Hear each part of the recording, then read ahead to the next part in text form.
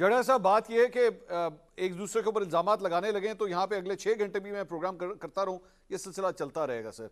How do we have to resolve this? ये polarisation जो है इसे खत्म किस तरह करना पड़ेगा? क्योंकि ultimately we are all Pakistanis and इस चीज को हमें खत्म करना पड़ेगा, हमें सबको इकट्ठे ही चलना पड़ेगा। ये रिजॉल्व किस तरह होगा झगड़ा साहब? मुझे 2-3 बातें करने दें और मेरे ख्याल में आपका सवाल जो है वो बिल्कुल एप्ट है। लेकिन पहली बात, जो हमारी पहली डिस्कशन चल रही थी, देखें, हर पार्टी में ऐसे लोग होते हैं। ख्वाजा आसिफ साहब की अपनी स्टेटमेंट्स हैं बहुत ऑब्जेक्शनेबल, लेकिन हर पार्टी में ऐसे लोग होते हैं जो ऐसी बात करते हैं जो कि पॉलिटिकल डिस्कोर्स का हिस्सा नहीं होना चाहिए। जो रीजनेबल लोग होते हैं वो अगर उनको क्रिटिसाइज फिर नहीं कर सकते, एक पार्टी में आप बिलोंग करते हैं तो आप चुप रहते हैं।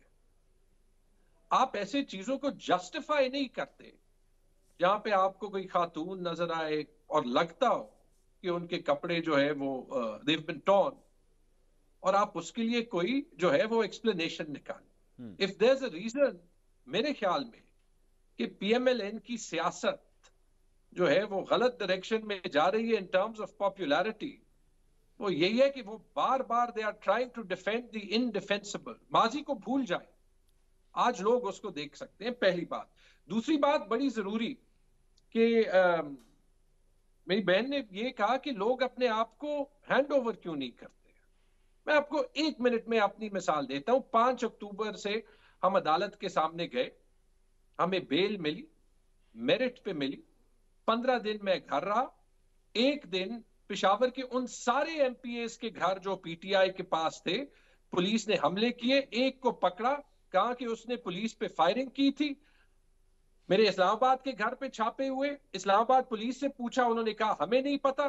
पेशावर में पूछा, उन्होंने कहा हमें नहीं पता। आज मैं दोबारा अदालत गया, दोबारा कहा जी बेल ले ली है। तो अभी बता दें, पुलिस के पास कोई और केसेस है? क्योंकि मैं तो नैब भी जा रहा था, मैं तो एंटी करप्शन भी जा रहा था। मुझे पता नहीं हर 10-15 दिन बाद मेरे घर पे लोग क्यों आ जाते हैं। ठीक, शायद ये वजह। अब मंसूर, आपका सवाल, क्योंकि जो भी हुआ है, या तो हम तलखियां बढ़ा सकते हैं, अच्छा लेकिन अगर जगह हम साहब, तलखियां नहीं बढ़ा इसमें सकते। एक मेरे छोटे से सवाल का जवाब दे दीजिए। क्या कोई पैगाम आया है कि किसी फलां जमात में चले जाएं तो फिर आसानियां पैदा हो जाएंगी? कोई इस किस्म का पैगाम मिला? नहीं, मेरे ख्याल में वो तब होता है जब आप रीच आउट करते हैं। अच्छा। या फिर जब, ठीक है जी, मुझे नहीं आया ना। मैंने जो है 4.5 साल में प्रोफेशनली आर्मी के साथ बहुत काम किया है कोविड में, और जो उनकी कैपेसिटी थी और जो उनका काम था, और मेरे ख्याल में उन्होंने भी मेरे साथ एंजॉय किया, क्योंकि हमारी ब्यूरोक्रेसी जो है वो उस तरीके से काम नहीं करती। और आपको खुद भी याद होगा कोविड में कमिंग हमने बैक टू बहुत द काम। क्वेश्चन, आप जवाब दे रहे थे बैक टू द जी। क्वेश्चन, हाँ जी। देखें, क्योंकि मेरे ख्याल में बात इसी पे करनी चाहिए।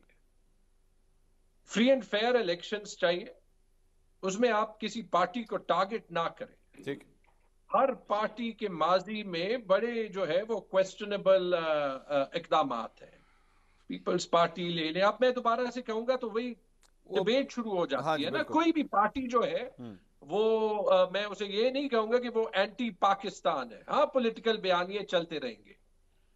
दूसरी बात, ये अभी हम सियासतदानों पे भी है और उन बाकी फोर्सेस पे भी है जिनका पाकिस्तान के चलाने में एक किरदार रहता है कि हमें टेम्परेचर्स डाउन करने और अवाम को फैसला करने देना है, और वहां से रास्ता निकल जाएगा। लेकिन मुझे ये बता दें कि अगर हमारे वर्कर्स जो हर रोज एक वर्कर कन्वेंशन पे निकलते हैं, उनको हर रोज जो है वो पुलिस के बंदूकों के सामने किया जाएगा, तो उससे क्या हल निकलेगा? ठीक है। उससे वो लोग जिनका 9 मई से कोई ताल्लुक नहीं है, 9 मई से जिसका ताल्लुक है उसको पनिश कर दे, लेकिन मेरिट पे पनिश कर दे, क्या हल निकलेगा?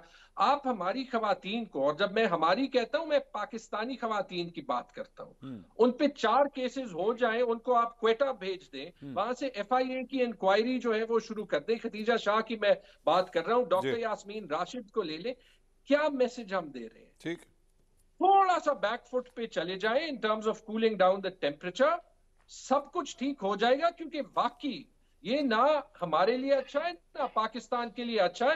And I believe we are all better than this. Azma साहिबा, ये कूलिंग ऑफ करना बहुत ज़रूरी है, और जिस तरह ये थोड़ी सी उन्होंने बात की, मैं इसके अंदर ऐड कर देता हूँ। शेर अफजल मरवत जो है वो पंजाब आते हैं और लाहौर के अंदर खिताब करते हैं और एकदम गिरफ्तार होते हैं और उसके बाद अदालत से रिलीफ मिलता है। शुएब शाहीन जाते हैं कोयटा, वहां पे वर्कर्स कन्वेंशन के लिए वो लैंड करते हैं कोयटा से, उनको वापस लाहौर भेज दिया जाता है। इस किस्म की एक्टिविटीज के साथ क्या आने वाले इलेक्शंस की क्रेडिबिलिटी के ऊपर सवाल नहीं उठेगा? नहीं, मुझे समझ नहीं आती कि हर चीज जो है वो इलेक्शन की क्रेडिबिलिटी पे कैसे चली जाती है। पहले तो झगड़ा साहब ने बहुत अच्छी बातें की आज, लेकिन मुझे याद है जरा जरा कि जब मेरे गिरबान पे हाथ डाला गया था, तब झगड़ा साहब ने भी एक बहुत इंटेरोगेटरी ट्वीट किया था इस वाकये के ऊपर मेरे खिलाफ। और चले अब भी अगर इनको याद आ जाए और वो हो जाए तो अच्छा होता है, मतलब दूसरे को लेसन देना। लेकिन जाहिर है जो है वो रह जाती है चीजें जो कहीं ना कहीं रजिस्टर हो जाती हैं। अब जहां तक खैबर पख्तूनख्वा की बात है, जो उन्होंने कहा कि ये हो गया वो हो, मुझे समझ नहीं आ रही क्या खैबर पख्तूनख्वा में कुछ नहीं हुआ है 9-10 मई को? क्या वो जो सब कुछ, जो क्या रेडियो स्टेशन जलाना, क्या एम्बुलेंसें जलाना, क्या पुलिस की गाड़ियां जलाना, क्या मतलब कुछ नहीं हुआ। ये आपके एमपीएस नहीं, एमएनओ जो अजमा है, जो साहब सब ये उन्होंने भी लीड कहा कर है रहे थे ये प्रोसेशन। एक मिनट मंसूर, नहीं, एक मिनट उन्होंने प्लीज नहीं एक चीज कह दी ना, उन्होंने कहा है कि 9 मई के जो कसूरवार हैं उनको सजा दी जाए। he just said that नहीं ना। कहा।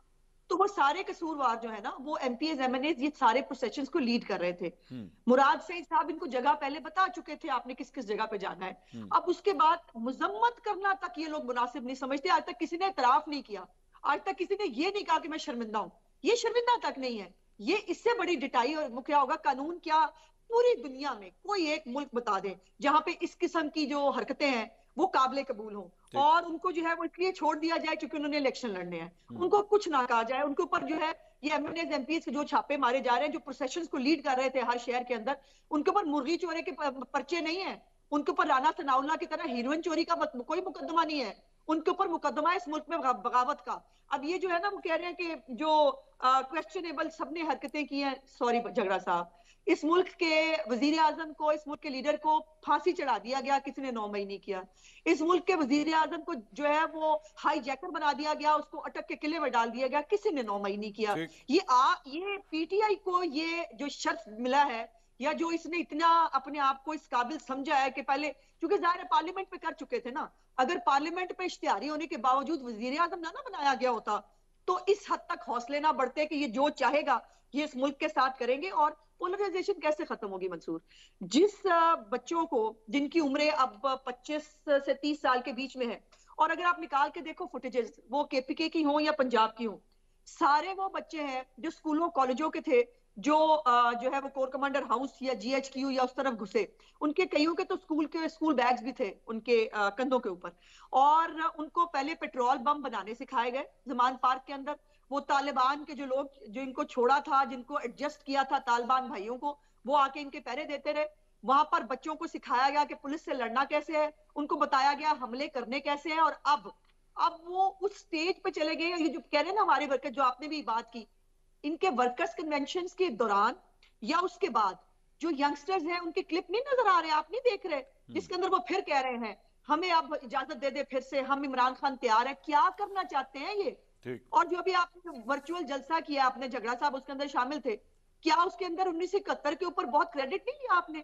1971 की बार बार मिसालें आप क्यों दे रहे हैं? मुझे इस सवाल का जवाब देते हैं। 1971 आप याद क्यों कर रहे हैं इस इलेक्शन के करीब आके इसकी बात? क्या नया और कोई और नया प्लान बना लिया आपने? क्या एक और 9 मई का प्लान है आपके पास कि वो ये कि इमरान खान अगर पार्लियामेंट में है तो पार्लियामेंट रहेगी,